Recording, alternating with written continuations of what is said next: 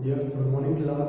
BSc first year zoology का first paper discuss कर रहे हैं, एनिमल डायवर्सिटी एंड इवोल्यूशन, प्राणी विविधता और उद्विकास। और आज की क्लास में हमारा टॉपिक है लैमार्कवाद के ऊपर। लैमार्क जो थ्योरी थी उसके बारे में, ठीक है। लैमार्क नामक वैज्ञानिक थे, उन्होंने अपनी एक थ्योरी दी थी जिसे लैमार्कवाद के नाम से जाना जाता है। और इन्होंने अपने प्रयोगों के द्वारा ये बताया था कि प्रकृति में जो जंतु होते हैं, एनिमल्स होते हैं, उन्होंने किस तरीके से उद्विकास किया, एनिमल्स के अंदर किस तरीके से इवोल्यूशन हुआ है या किस तरीके से उद्विकास की जो प्रक्रिया है वो देखने को मिलती है। उद्विकास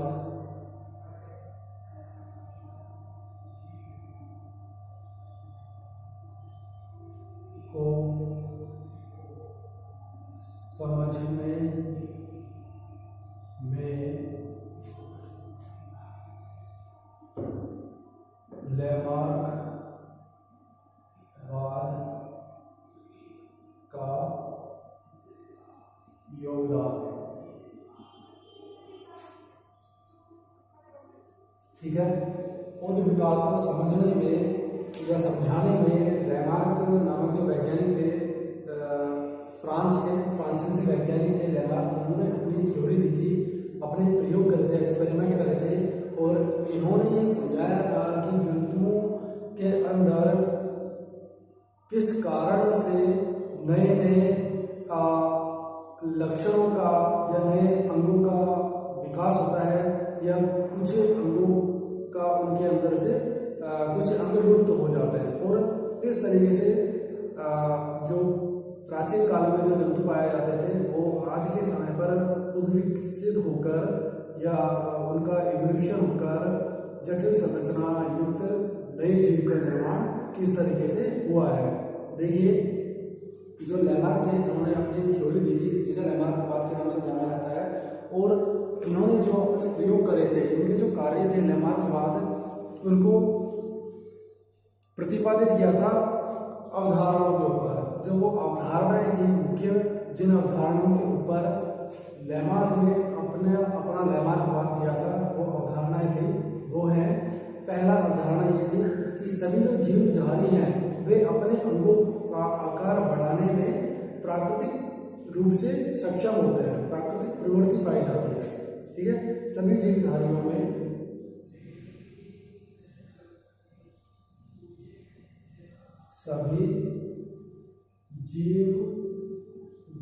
में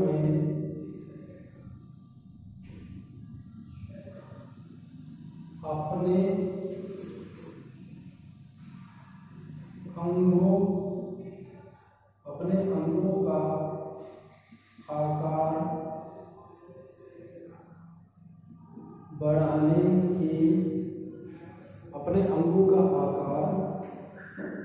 बढ़ाने की प्राकृतिक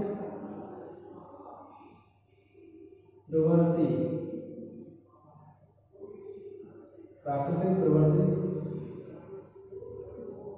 पाई जाती है,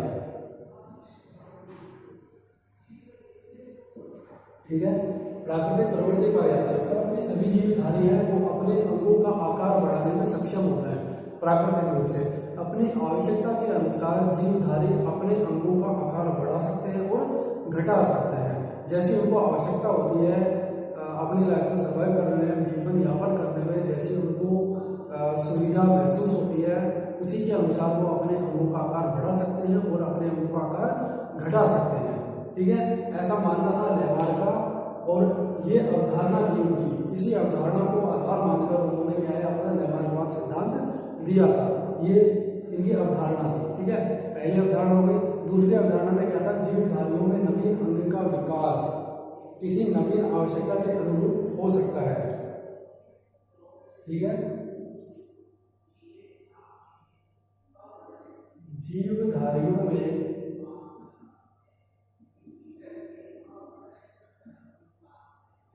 उनकी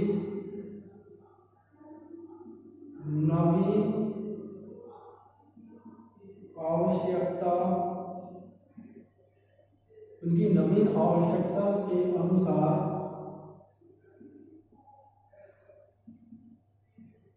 नवीन अंगों का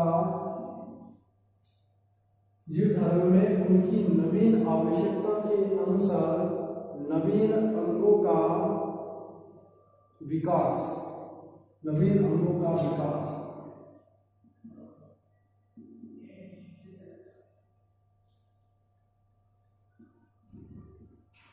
करने की क्षमता होती है।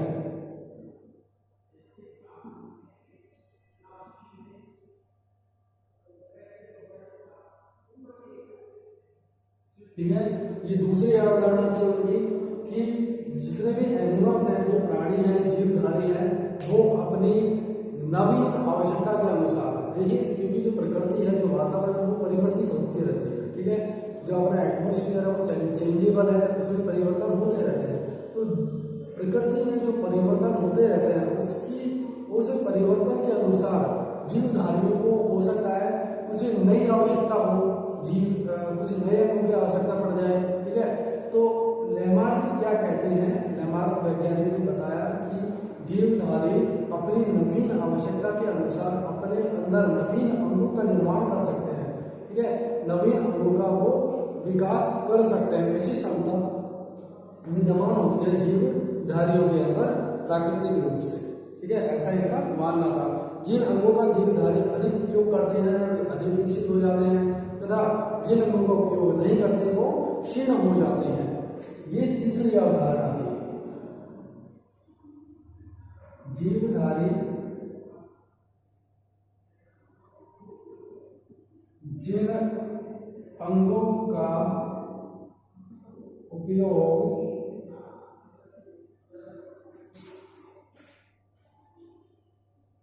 अधिक करते हैं वे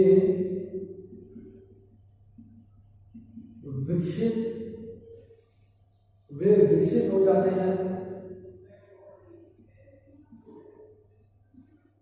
तथा जिन अंगों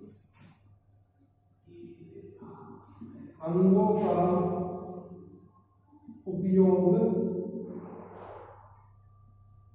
नहीं किया जाता वे धीरे धीरे क्षीण हो जाते हैं।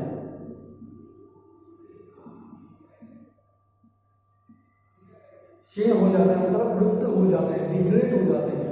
ठीक है, जीवधारी या एनिमल्स जिन अंगों का उपयोग अधिक करते हैं उन अंगों का जो विकास है वो और अधिक होता है। ठीक है, वो और ज्यादा डेवलप हो जाते हैं और ज्यादा विकसित हो जाते हैं। जिन अंगों का उपयोग निरंतर किया जाता है, जिन अंगों की आवश्यकता जंतु को अधिक पड़ती है उन अंगों का विकास और अधिक हो जाता है।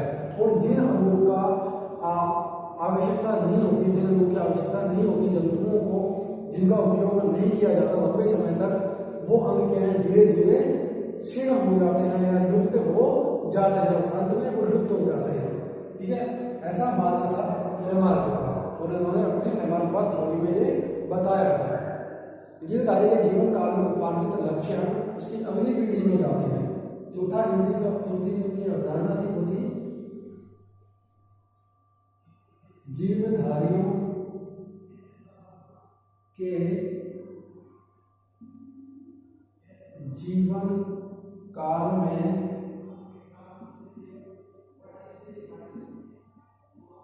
उपार्जित लक्षण उनकी अगली पीढ़ी में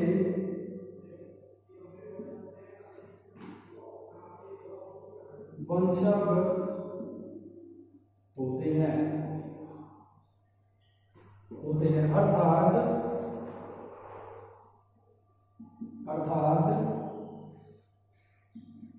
उपार्जित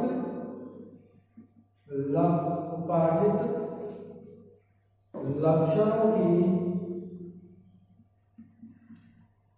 उपार्जित लक्षणों की वंशागति होती है। उपार्जित लक्षणों की वंशागति होती है।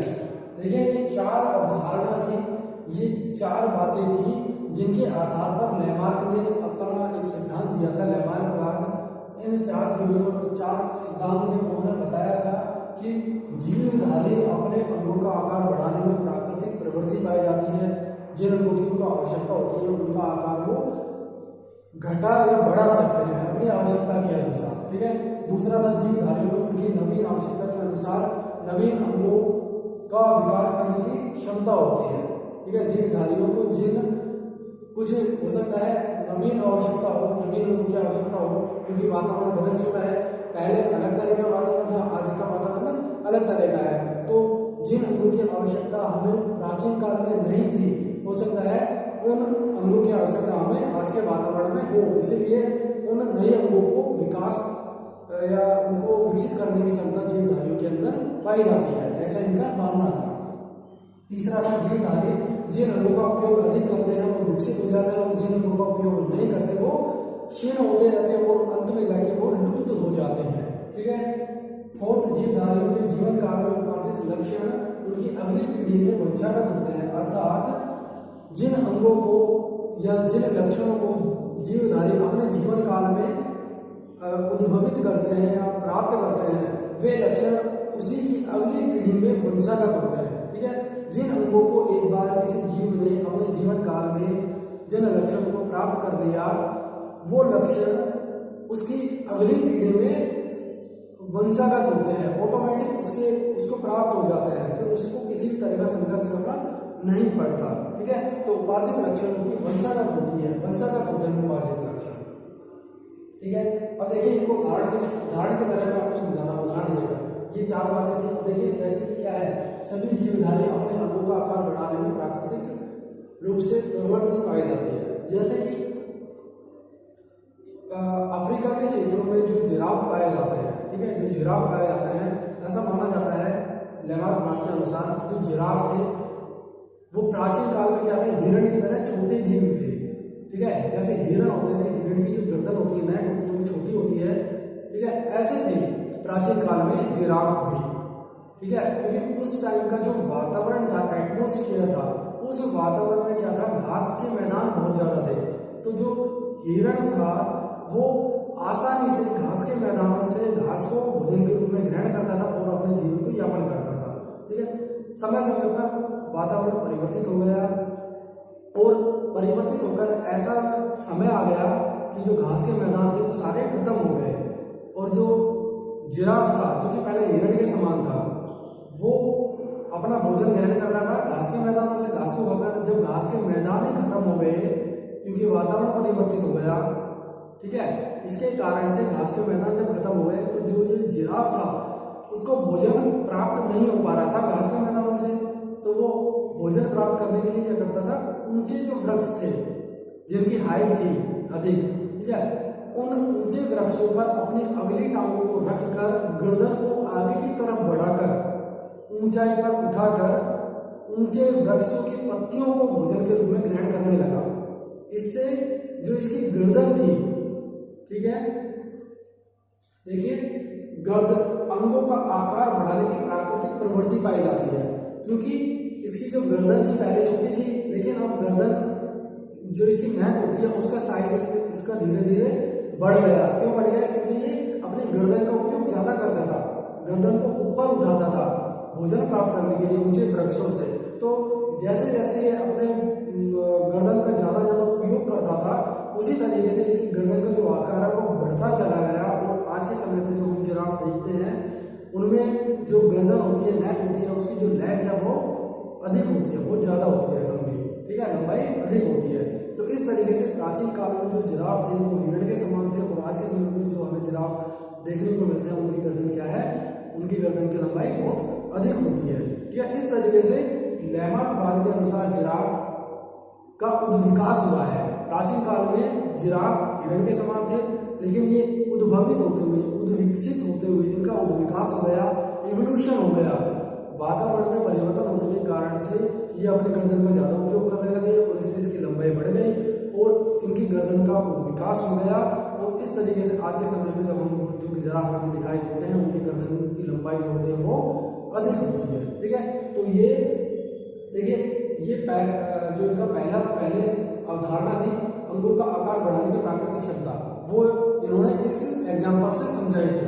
और दूसरा जो ये है कि जीवधारियों में उनकी नवीन अंगों के अनुसार नवीन अंगों का विकास करने की क्षमता होती है।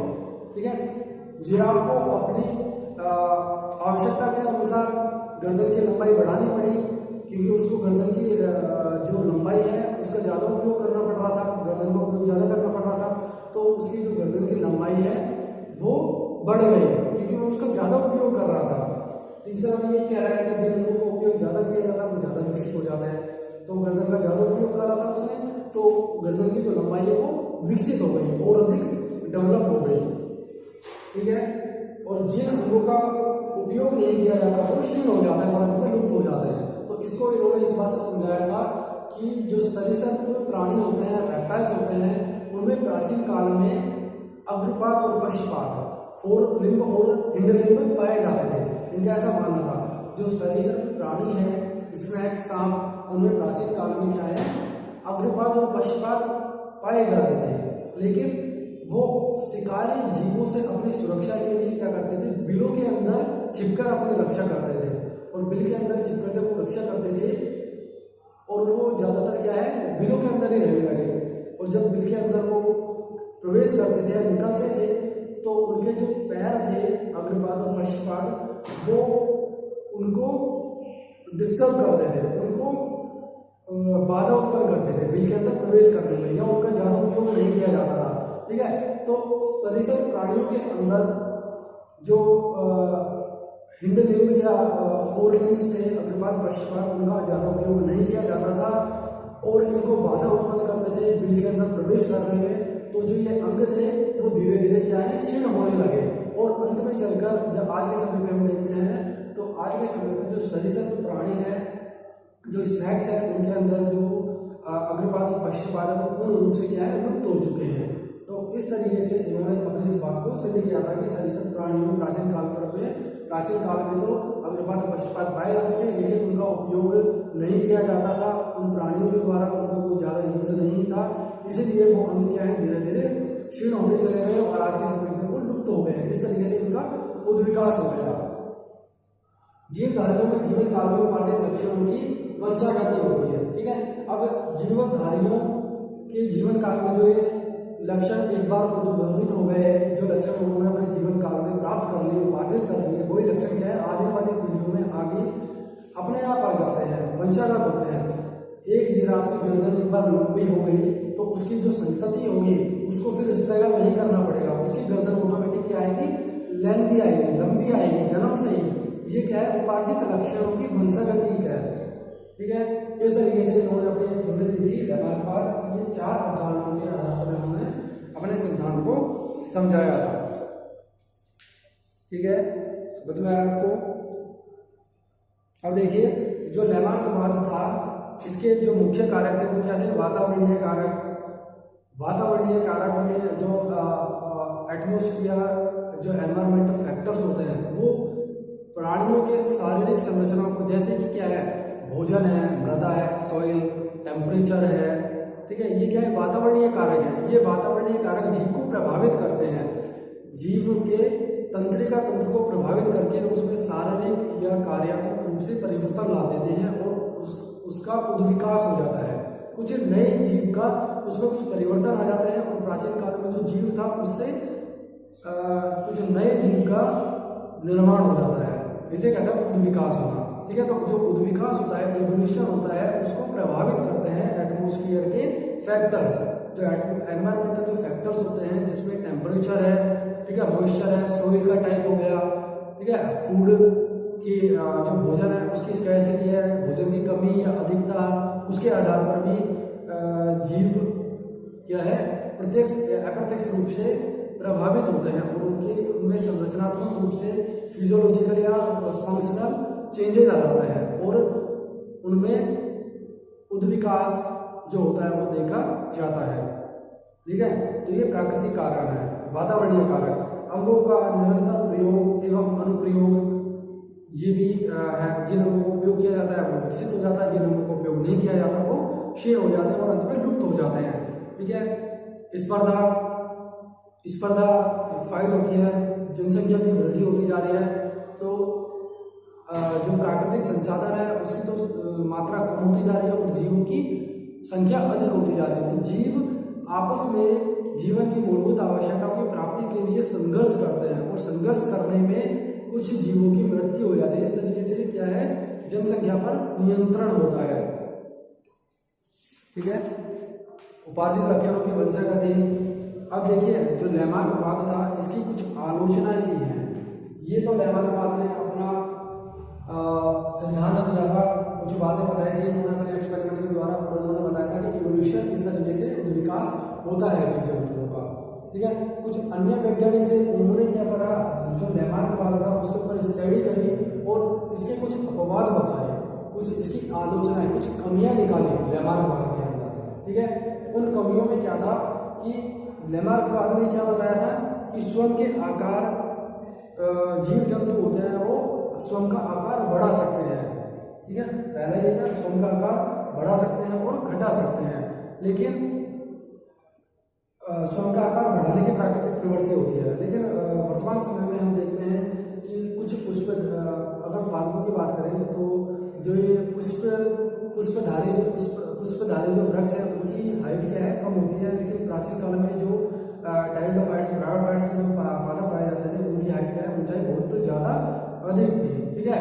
तो ये क्या है, प्राचीन काल में तो अधिक हाइट वाले पौधे पाए जाते थे और वर्तमान में क्या है, कम हाइट वाले पौधे उपलब्ध हैं। तो ये क्या है, इन्होंने आलोचना के तौर पर इन्होंने ये बताया था। नवीन आवश्यकताओं के अनुरूप नवीन अंगों के विकास की अवधारणा, लैमार्कवाद ने बताया था कि नवीन आवश्यकताओं के अनुसार जीवधारी नवीन अंगों का निर्माण कर सकते हैं। ठीक है। जैसे कि जिराफ ने किया था, अपनी आवश्यकता के अनुसार गर्दन की लंबाई का बढ़ा दिया था। ठीक है। लेकिन कुछ वैज्ञानिक थे, उन्होंने बताया था कि अगर जीवधारी अपनी नवीन आवश्यकता के अनुसार नवीन अंगों का निर्माण कर सकते हैं, ठीक है, तो ऐसा क्यों नहीं होता, क्योंकि तो ऐसा भी होना चाहिए कि मनुष्य क्या है, कुछ मनुष्य ऐसे भी होते हैं वो अपनी आवश्यकता के अनुसार ऐसी इच्छा रखते हैं कि उनके सिर पर आगे की तरफ जिस तरीके से आंखें हैं उसी तरीके से सिर के पीछे की तरफ भी 2 आंखें हो। ठीक है। ऐसी इच्छा रख सकते हैं जी, लेकिन ऐसा संभव नहीं है। ठीक है। देखिए लैमार्क ने क्या बताया था, जीवधारी अपनी इच्छा के अनुसार, अपनी नवीन इच्छा के अनुसार नवीन अंगों का निर्माण कर सकते हैं, जैसे जिराफ ने किया था। ठीक है। उसी अनुसार वैज्ञानिक, अन्य वैज्ञानिकों ने बताया कि आप ऐसे कह रहे हो तो ऐसा क्यों नहीं होता कि जीवधारी अपनी इच्छा के अनुसार सिर के पीछे की तरफ भी 2 आंखें विकसित कर ले, या मनुष्य अपनी इच्छा के अनुसार पक्षियों के समान पंखों का निर्माण कर ले। ऐसा संभव नहीं है। तो ये क्या है, लैमार्कवाद की आलोचना है, लैमार्कवाद की कमी है। कुछ वैज्ञानिकों ने आलोचना निकाली। ठीक है। इस तरीके से तृतीय नियम था कि प्रयोग व अनुप्रयोग की आवश्यकता के अनुसार। देखिए लैमार्क ने बताया था जिन अंगों का उपयोग किया जाता है उन अंगों का विकास हो जाता है। ठीक है। और जिन अंगों का उपयोग नहीं किया जाता वो क्षीण हो जाते हैं, धीरे धीरे लुप्त हो जाते हैं। जैसे कि जिराफ ने अपने गर्दन का उपयोग करा था तो उसकी लंबाई बढ़ गई। उसी तरीके से देखिए मनुष्य क्या है, जैसे कि हम बात करें तो मनुष्य क्या है, पढ़ते हैं। जैसे स्टूडेंट्स होते हैं, आप भी हैं, तो आप क्या बचपन से पढ़ते आ रहे हैं, अपनी आंखों का उपयोग अधिक से अधिक कर रहे हैं पढ़ने में। तो जैसे जैसे हम अपनी आंखों का जितना ज़्यादा उपयोग करते हैं पढ़ने में, तो वैसे वैसे आंखें क्या है हमारी विकसित नहीं होती, बल्कि क्या होती है, हमारी आंखें कमजोर होती जाती हैं और हमारे एक समय पर चश्मा लग जाता है, या फिर और ज़्यादा देखें और ज़्यादा उपयोग करेंगे तो चश्मे के बाद भी फिर हमारी आंखें और ज़्यादा कमजोर हो जाती है और लास्ट में जाके हमारी आंखें एकदम बहुत ज़्यादा कमजोर हो जाती है और हमें कम दिखाई देने लगता है। ठीक है।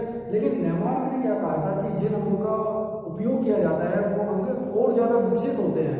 ठीक है। और ज़्यादा डेवलप होते हैं। लेकिन कुछ अन्य वैज्ञानिकों ने इसकी आलोचना करी, इस अवधारणा की आलोचना करी और इन्होंने कहा था कि अगर ऐसा है कि जिन अंगों का ज़्यादा उपयोग किया जाता है वो ज़्यादा विकसित होता है, तो मनुष्य के अंदर आंखों का उपयोग जैसे जैसे ज़्यादा किया जाता है पढ़ने में या फिर अन्य किसी काम में ज़्यादा उपयोग किया जाता है तो उसकी आंखें क्या है और ज़्यादा विकसित होनी चाहिए, लेकिन ऐसा नहीं होता, बल्कि जितनी ज़्यादा आंखों का उपयोग किया जाता है हमारी आंखें क्या है कमज़ोर होती जाती है और चश्मे चढ़ जाते हैं, और अंत में जाकर और ज़्यादा उपयोग किया जाएगा तो फिर भी क्या है और ज़्यादा अंधे हो जाते हैं। ठीक है, तो आंखों का विकास नहीं होता। इसी तरीके से जल के अंदर जो मछलियाँ रहती हैं सरफेस के ऊपर, उन जल के सरफेस के ऊपर ऊपरी सतह के ऊपर जो मछलियाँ रहती हैं उनमें जो आंखें होती हैं वो विकसित प्रकार की होती हैं, लेकिन जो गहराई वाले जल में होती है, ठीक है, जल के गहरे तल में जो मछलियाँ होती हैं उनमें जो आंखें होती है वो पूर्ण रूप से विकसित नहीं होती या फिर अनुपस्थित होती है, अंधी होती है वो मछलियाँ। ठीक है, तो इस तरीके से क्या है इन्होंने अपवाद या फिर आलोचना के तौर पर आलोचना बताई। ठीक है, ये आलोचनाएं हैं लेमार्कवाद की, पूर्ण रूप से ये सत्य नहीं था। ठीक है, उपार्जित लक्षणों की वंशागति, इसकी भी आलोचना दी थी कुछ वैज्ञानिकों ने। लेमार्कवाद में बताया था कि जिन जीवधारी अपने जीवन काल में जिन लक्षणों को उपार्जित कर लेता है वो लक्षण उसकी अगली पीढ़ी में स्वतः ही उत्पन्न हो जाते हैं, इसे बोलते हैं उपार्जित लक्षणों की वंशागति। ठीक है, लेकिन देखिए जो मानव समाज में जो महिलाएं हैं उनमें कान और नाक छिद्र, ठीक है, जो कान और नाक छिद्र है ये प्राचीन काल से देखा जा रहा है। ठीक है, लेकिन जो ये लक्षण है ये कभी भी आज तक वंशागत नहीं हो पाया है, इसको आलोचना के तौर पर प्रकट किया था अन्य वैज्ञानिकों ने। ठीक है, लेमार्कवाद ने क्या कहा था कि जीवन काल में जब कोई व्यक्ति अब लक्षणों को प्राप्त कर लेता है तो ये उपार्जित लक्षण उसकी आने वाली पीढ़ी में स्वतः ही प्रकट होते हैं, वंशागत होते हैं। लेकिन अन्य वैज्ञानिकों ने कहा था कि महिलाओं के अंदर, स्त्रियों के अंदर प्राचीन काल से ही उनके कानों को और नाकों को छिद्रा जा रहा है बाली पहनने के लिए, लेकिन ये लक्षण जो है आज तक ऐसा देखा नहीं गया है कि वंशागत हुआ हो। ठीक है, जब भी कोई नई संतति जन्म लेती है तो उसके अंदर भी कान और नाक को छिदाना पड़ता है, कभी भी छिदे हुए नहीं आते। तो ये लक्षण जो है उपार्जित लक्षण की वंशागति वाला जो इनकी अवधारणा थी वो क्या है असत्य से हुई, सत्य से नहीं कर पाई इसको। ठीक है, ये आलोचनाएं थी, कुछ केसों में तो सत्य हो गई लेकिन हर जगह पर ये बात सटीक नहीं साबित कर पाए। ठीक है, इस तरीके से लेमार्कवाद ने अपनी भूमिका निभाई या अपने तरीके से उस विकास को समझाने का प्रयास किया कि किस तरीके से जीवधारियों के अंदर वातावरणीय कारकों के द्वारा प्रभावित होता है, वातावरणीय जो कारक होते हैं वो इफेक्ट डालते हैं या फिर अन्य रूप से वो जीव प्रभावित होता है और उस विकास की ओर अग्रसर होता है। ठीक है, आज के लिए इतना ही, थैंक यू।